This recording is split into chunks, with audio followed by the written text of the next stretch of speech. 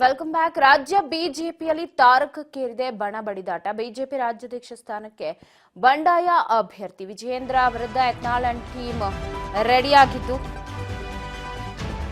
ಶತಾಯ ಗತಾಯ ಈ ಬಾರಿ ಅಧಿಕಾರವನ್ನ ಹಿಡಿಬೇಕು ಅಂತ ಮುಂದಾಗಿದೆ. ಸೊ ಹಾಗಾಗಿ ವಿಜಯೇಂದ್ರ ವಿರುದ್ಧ ಈಗ ಸಮರ ಸಾರಿದೆ ರೆಬಲ್ಸ್ ಟೀಮ್.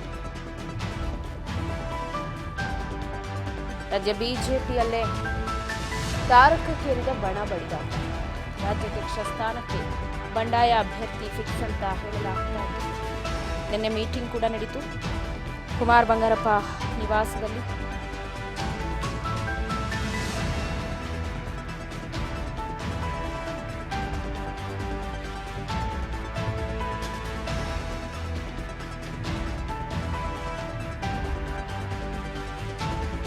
ಬಿಜೆಪಿ ರಾಜ್ಯಾಧ್ಯಕ್ಷ ಸ್ಥಾನಕ್ಕೆ ಬಂಡಾಯ ಅಭ್ಯರ್ಥಿ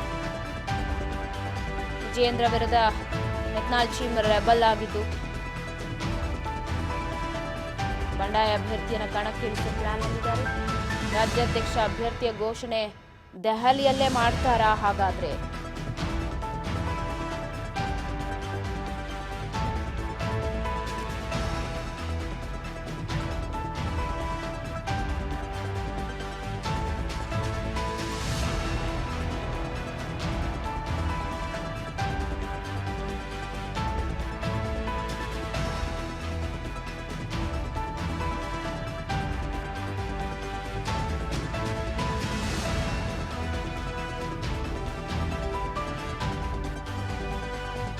ಬಿಜೆಪಿ ರಾಜ್ಯಾಧ್ಯಕ್ಷ ಸ್ಥಾನಕ್ಕೆ ಬಂಡಾಯ ಅಭ್ಯರ್ಥಿಯಲು ದೆಹಲಿಯಲ್ಲೇ ಅನೌನ್ಸ್ ಮಾಡ್ತಾರ ಯಾರು ಅಭ್ಯರ್ಥಿ ಅನ್ನೋದನ್ನ.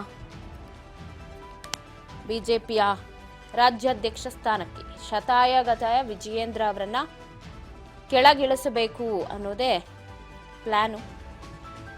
ಸೊ ಆ ಪ್ಲಾನ್ ವರ್ಕ್ ಆಗತ್ತಾ? ನಾನು ಕೂಡ ಅಭ್ಯರ್ಥಿಯಾಗಿ ಕಣಕ್ಕಿಡಿತೀನಿ ಅಂತ ಹೇಳಿ ವಿಜಯೇಂದ್ರ ಹೇಳಿದ್ದಾರೆ. ನಾನು ಕೂಡ ಚುನಾವಣೆಯನ್ನು ಎದುರಿಸ್ತೀನಿ, ನೋಡೋಣ ನನಗೆಷ್ಟು ಬೆಂಬಲ ಸಿಗತ್ತೆ ಅಂತ. ಇತ್ತ ಸಿಡಿದೆದ್ದಿರುವ ರೆಬಲ್ಸ್ ಬಂಡಾಯ ನಾಯಕನನ್ನ ಕಣಕ್ಕಿಳಿಸೋಕೆ ಪ್ಲಾನ್ ಕೂಡ ಮಾಡಿದ್ದಾರೆ. ಸೊ ದೆಹಲಿಯಲ್ಲೇ ಅಭ್ಯರ್ಥಿಯ ಘೋಷಣೆಯನ್ನ ಮಾಡ್ತಾರ ಯಾರು ಅನ್ನೋದು. ನೆನ್ನೆಯ ಮೀಟಿಂಗ್ ಏನು ಕುಮಾರ್ ಬಂಗಾರಪ್ಪ ನಿವಾಸದಲ್ಲಿ ನಡೀತು. ಆ ಮೀಟಿಂಗಲ್ಲೇ ನಿರ್ಧಾರ ಆಯ್ತಾ ಯಾರು ಮುಂದೆ ಅಭ್ಯರ್ಥಿ ಯಾರನ್ನ ಇಳಿಸಬೇಕು ಕಣಕ್ಕೆ ಅನ್ನುವಂಥ ವಿಚಾರ ಫೈನಲೈಸ್ ಆಯ್ತಾ ಅಂತ ಬಹಳಷ್ಟು ಕುತೂಹಲ ಇದೆ. ವಿಜಯೇಂದ್ರ ಅವ್ರನ್ನ ಹೆಣಿಬೇಕು ಅಂತ ಇರೋ ಯತ್ನಾಳ್ ಟೀಮ್ ಯಶಸ್ವಿ ಆಗತ್ತಾ? ಶತಾಯ ಗತಾಯ ಅವ್ರನ್ನ ಕೆಳಗಿಳಿಸಬೇಕು, ಅಲ್ಲಿಗೆ ನಮ್ಮಲ್ಲೇ ಯಾರಾದರೂ ಒಬ್ಬರು ಆಗಬೇಕು ಅಂತ. ಈ ಟೀಮು ಈಗ ಸ್ವಲ್ಪ ದೊಡ್ಡದಾಗ್ತಿದೆ ಅಂತಲೇ ಹೇಳ್ಬೋದು. ಟೀಮ್ಗೆ ನಾಯಕರುಗಳು ಜಾಯ್ನ್ ಆಗ್ತಾ ಇದ್ದಾರೆ. ಬೇಸರ ಇರುವ ನಾಯಕರು ಸುಧಾಕರ್ ಆಗಿರ್ಬೋದು, ಸಾಕಷ್ಟು ಹರಿಹ ಇದ್ರು. ಯಡಿಯೂರಪ್ಪನವರ ವಿಚಾರನೇ ಬೇರೆ, ಅವ್ರ ಜೊತೆಗೂ ನಾವು ಕೆಲಸ ಮಾಡಿದ್ದೀವಿ. ಬಟ್ ವಿಜಯೇಂದ್ರ ಅವರ ವಿಚಾರಧಾರೆಗಳೇ ಬೇರೆ ಅಂತ ಹೇಳಿ ಏಕ್ದಮ್ ವಾಗ್ದಾಳಿಯನ್ನ ನಡೆಸಿದ್ರು. ಕೌಂಟರ್ ಅನ್ನ ಕೂಡ ಕೊಟ್ಟಿದ್ರು ಅದಕ್ಕೆ ವಿಜಯೇಂದ್ರ. ಈಗ ಏನಾಗತ್ತೆ?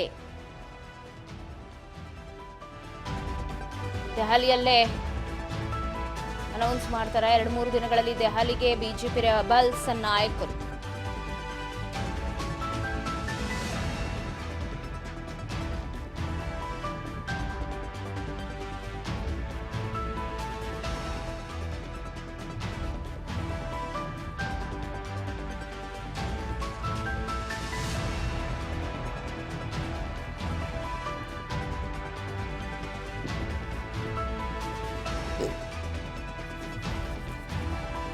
ದೆಹಲಿಯಲ್ಲಿ ಮತ್ತೊಂದು ಸಭೆಯನ್ನು ಮಾಡಿ ಅಭ್ಯರ್ಥಿಯ ಘೋಷಣೆ ಮಾಡ್ತಾರಾ?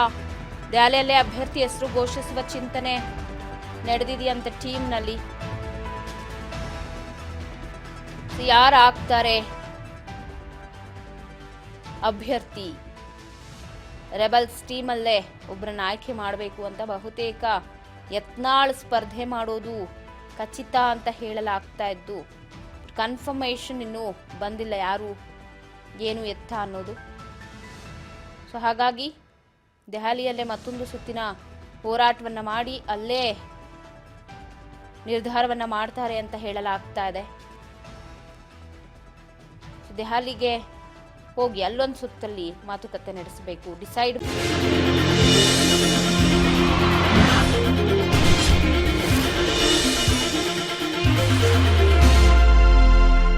ದೆಹಲಿಯಲ್ಲಿ ಒಂದು ಫೈನಲೈಸ್ ಮಾಡಬೇಕು ಅನ್ನೋ ನಿರ್ಧಾರವನ್ನು ಮಾಡಿದ್ದಾರಂತೆ.